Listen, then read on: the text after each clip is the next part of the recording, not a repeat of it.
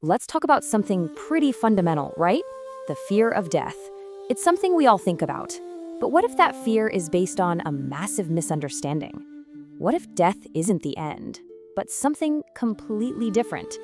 We're going to explore a new perspective that could change everything you think you know about our final moments. So, I want you to try a little thought experiment with me.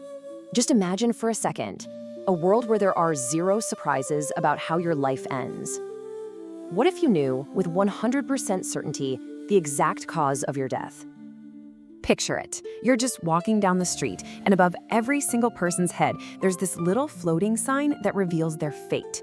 You see someone walk past you, and their sign just says, car accident. Then, you turn a corner, and there's a young woman, laughing with her friends, having the time of her life. And her sign reads, cancer. You'd start seeing them everywhere.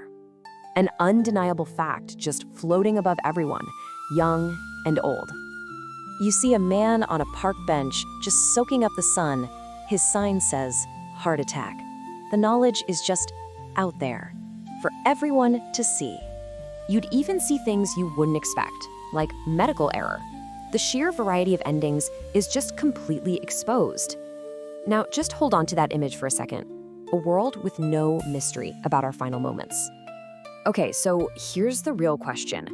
In that world, would our fear of death actually go away, or would it just change? I mean, knowing how it happens doesn't really get to the core of why we're so afraid in the first place, does it? All right, so let's unpack that fear. Where does it actually come from? Is it really about the how, or is it about what we think comes next? For most of us, that deep, fundamental anxiety comes from one single, powerful idea, that death is it. Game over. The final curtain. The belief that our consciousness, our relationships, our very existence just stops. But what if that entire assumption is just wrong? Now look at this. This slide completely reframes everything. See that tiny little dot on the left? That's our whole life here, maybe 80 years if we're lucky. And that endless line to the right, that's eternity. The whole idea here is that we aren't creatures of the dot. We're built for the line. This life, it isn't the whole story. It's just the introduction. And get this, the time between our death and that reawakening, it's not something we'll experience as a long, dark wait. Whether it's a day or 10,000 years, it's going to feel like you just closed your eyes for a moment and then opened them again, ready for the next phase of your real, eternal existence. So if we really are built for eternity, then death itself needs a whole new definition. It's not a final stop. It's a great transition. This is the crucial point, right here. Death isn't a termination. It's a transfer. It's the moment you move from this temporary, finite world into the permanent, eternal one you were actually designed for. Think of it like a change of address, not the demolition of the house. So here are 3 powerful ways to reframe it. Instead of a brick wall, think of it as just a speed bump on the long road to eternity. Instead of a final, heartbreaking goodbye, it's just a short break before a great reunion that never has to end.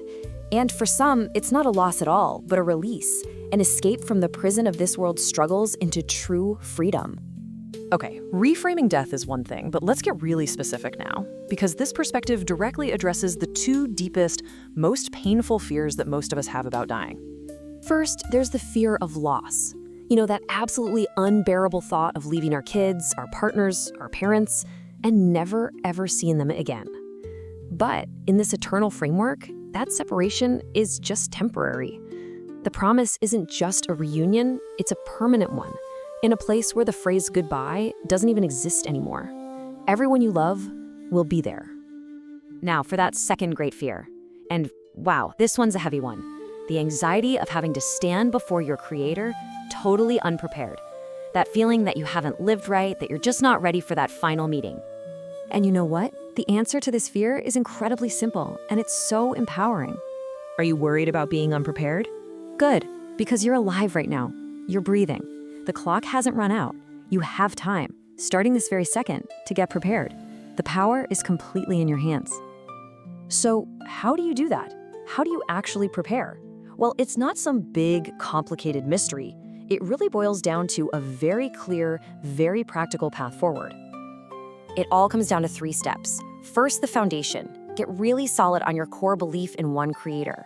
Second, settle your accounts with people, return what you owe, and just as important, ask for forgiveness from anyone you've wronged. You don't want to carry that human baggage with you. And third, settle your accounts with God. Stop doing the things that weigh on your conscience and sincerely ask for divine forgiveness. It's a path to arriving with a light heart. And if you take these steps, you're literally removing the reasons to be afraid. You're no longer going to meet some unforgiving judge. Instead, you're preparing to meet the one who's described as being more merciful and more loving than a mother is to her own child. This whole journey culminates in this profound shift in your mindset, and it's captured perfectly in this quote: "Whoever loves to meet God, God loves to meet them." Suddenly, the fear is replaced by anticipation. The dread is replaced by love. So the final question is for you. If death isn't an end, but a beginning, if it's just a transfer point to your true eternal home, how does that change the way you live your life? Not tomorrow, not next week, but starting right now.